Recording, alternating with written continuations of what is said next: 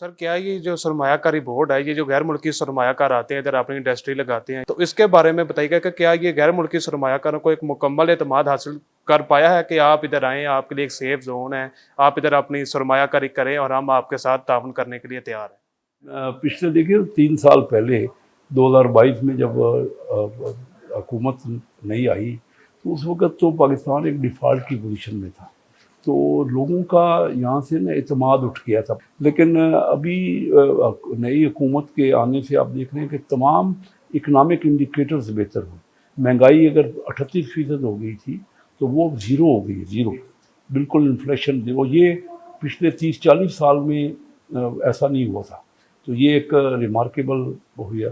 फिर क्योंकि सरमायाकार को फंड चाहिए होता है, और अगर रेट ही उसका 22% हो, लोकल सरमायाकार 22% पे कैसे कोई इंडस्ट्री लगाएगा कि उसका इतनी प्रॉफिटेबिलिटी तो होती नहीं है।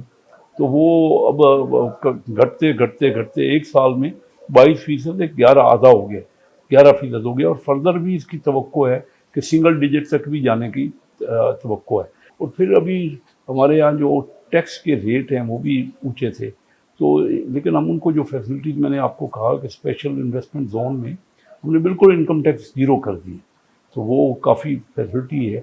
और फिर ज़मीन हम अच्छे रेटों पे दे रहे हैं। तो इन हालात से और लॉ एंड ऑर्डर सूरत हाल बेहतर हो रही है। आपने ये देखा कि रिसेंटली जो लिमिटेड वार हुई 2 न्यूक्लियर स्टेट्स में, तो उसमें पाकिस्तान ने जिस कामयाबी से उसको फेस किया और हम कामयाब रहे, तो पूरी दुनिया की अब तवक्कुआत हम पे बढ़ गई है, हमें कॉन्फिडेंस बढ़ गया है। तो पाकिस्तान में ज़्यादा से ज़्यादा, मैं बोर्ड ऑफ इन्वेस्टमेंट का फेडरल मिनिस्टर हूँ, ज़्यादा से ज़्यादा लोग इंक्वायरियाँ कर रहे हैं।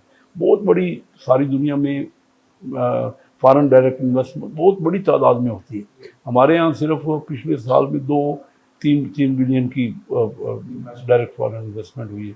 2-2.5 से या 3 बिलियन से नहीं होना चाहिए ना, हम इसको बहुत ज़्यादा इजाफा करना चाहते हैं। अब नई हमें तवक्कुआत हैं क्योंकि पाकिस्तान में प्रॉफिटेबिलिटी बहुत अच्छी है।